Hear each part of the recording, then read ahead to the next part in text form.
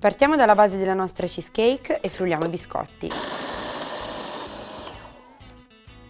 Uniamo il burro fuso e la scorza di limone. Un'altra frullata e trasferisco in uno stampo a cerniera rivestito con carta da forno. Livello bene e riponiamo in freezer per 15 minuti. Passiamo adesso alla crema al formaggio. In una ciotola versiamo formaggio spalmabile e succo di limone. Lavoriamo con la frusta e metto da parte. In una ciotola a parte verso la panna e inizio a montare. A questo punto aggiungiamo lo zucchero a velo. La panna è della giusta consistenza e vado a incorporarla al formaggio. Verso la crema ottenuta sulla base raffreddata. Livello per bene e faccio compattare in frigo per 2 ore.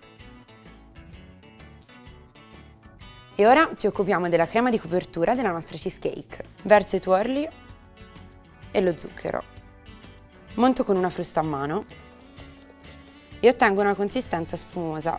Setaccio la farina e la incorporo alla crema. In un pentolino verso il latte.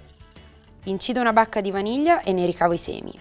Verso i semi e la bacca nel latte e aggiungo la scorza di limone. Portiamo il latte sul fuoco e facciamo sfiorare il bollore. Tolgo la scorza e la bacca e verso il latte nei tuorli. Mescoliamo e riportiamo sul fuoco. E mescolo fin quando il composto non sarà addensato. Ora spengo e lascio raffreddare qualche minuto. È arrivato il momento di versare la crema sulla nostra cheesecake. Livello per bene e lascio riposare in frigo per almeno un'ora. Verso lo zucchero di canna sulla superficie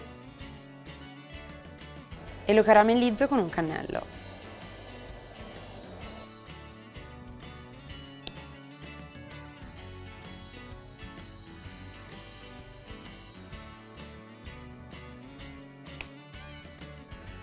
Assaggiamo.